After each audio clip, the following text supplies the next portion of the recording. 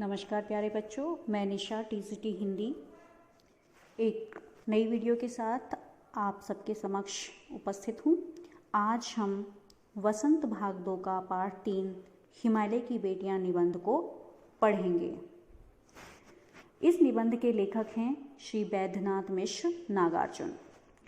पाठ को शुरू करने से पहले थोड़ा सा पाठ के विषय में जान लेते हैं। जैसा कि पाठ के शीर्षक से भी आभास हो जाता है, हिमालय की बेटियां, तो यहाँ लेखक हिमालय की बेटियों के बारे में बात कर रहे हैं। लेकिन हम देखते हैं कि हिमालय तो एक पर्वत है, फिर उसकी बेटियां। यहाँ समझने में थोड़ी सी कठिनाई का अनुभव करते हैं।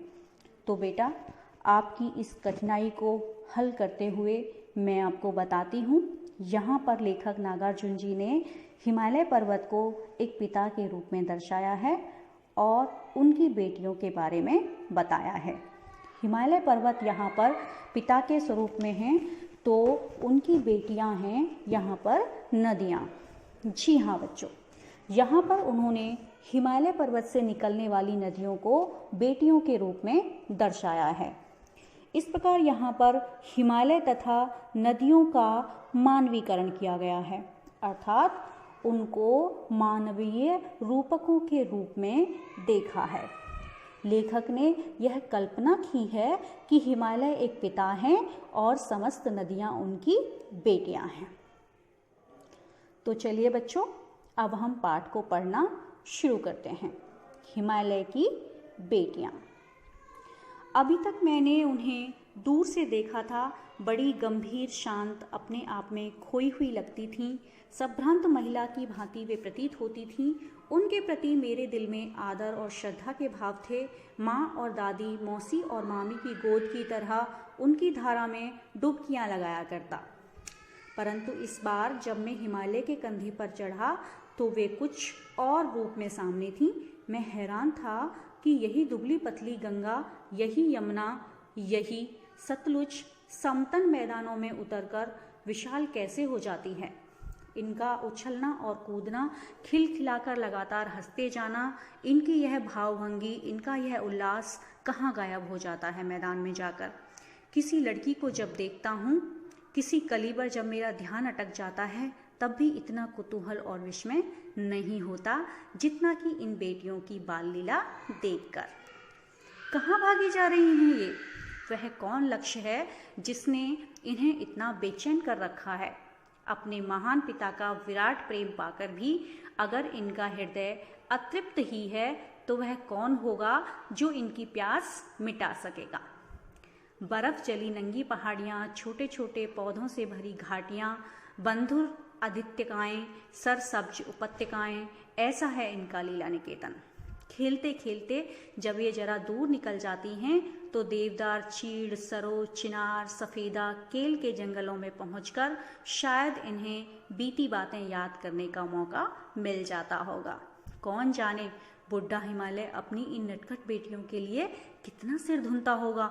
बड़ी बड़ी चोटियों से जाकर पूछिए तो उत्तर में विराट मौन के सिवाय उनके पास और रखा ही क्या है। सिंधु और ब्रह्मपुत्र, ये दो ऐसे नाम हैं जिनके सुनते ही रावी, सतलुज, व्यास, चनाब, झेलम, काबुल, कपिशा, गंगा, यमुना, सरयू, गंडक, कोसी आदि हिमालय की छोटी बड़ी सभी बेटियां आंखों के सामने नाचने लगती हैं। वास्तव में सिंधु और ब्रह्मपुत्र स्वयं कुछ नहीं हैं। दयालु हिमालय के पिघले हुए दिल की एक एक बूंद न जाने कब से इकट्ठा होकर इन दो महानदों के रूप में समुद्र की ओर प्रवाहित होती रही हैं। कितना सौभाग्यशाली है वह समुद्र जिसे पर्वतराज हिमालय की इन दो बेटियों का हाथ पकड़ने का श्रेय मिला। जिन्होंने मैदानों में ही इन नदियों को देखा होगा, उनके ख्याल में शायद ही यह बात आ सके कि बूढ़े हिमालय की गोद में बच्चियां बनकर ये कैसे खेला करती हैं। माँ बाप की गोद में नंग धड़ंग होकर खेलने वाली इन बालिकाओं का रूप पहाड़ी आदमियों के लिए आकर्षक भले ना हो, लेकिन मुझे तो ऐसा लुभावना प्रतीत हुआ वह रूप कि हिमालय को ससुर और समुद्र को उसका दामाद कहने में कुछ भी झिझक नहीं होती है। कालिदास के विरही यक्ष ने अपने मेघदूत से कहा था, वैत्रवती अर्थात वेतवा, नदी को प्रेम का प्रतिदान देते जाना।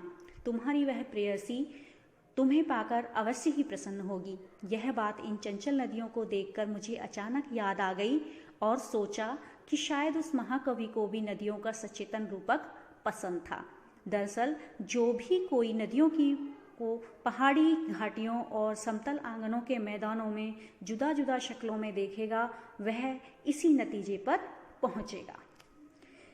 काका कालेलकर ने भी नदियों को लोक माता कहा है, किंतु माता बनने से पहले यदि हम इन्हें बेटियों के रूप में देख लें तो क्या हर्ज है।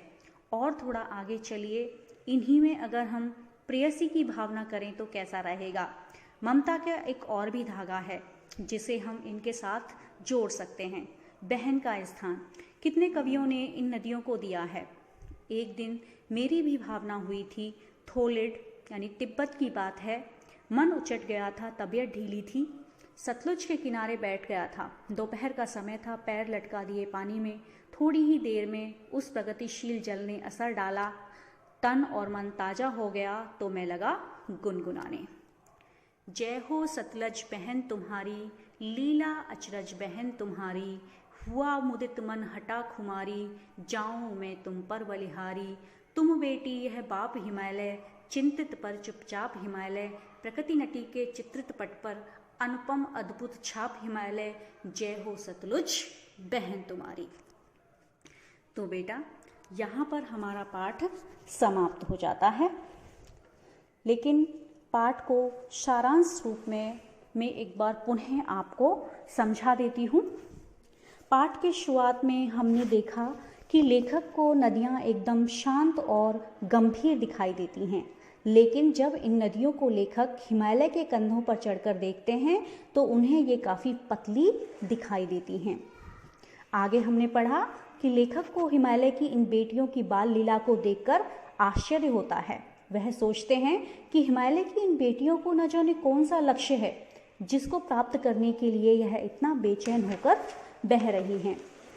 नदियाँ बर्फ की पहाड़ियों में, घाटियों में और चोटियों पर लीलाएं करती हैं। अब लेखक को लगने लगता है कि देवदार, चीड़, सरसों, चिनार आदि के जंगलों में पहुंचकर शायद इन नदियों को अपनी पुरानी बातें याद आ जाती होंगी।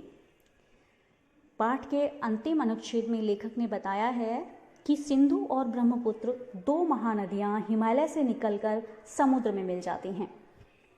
अब हिमालय को ससुर और समुद्र को उसका दामाद कहने में लेखक को कोई झिझक नहीं होती।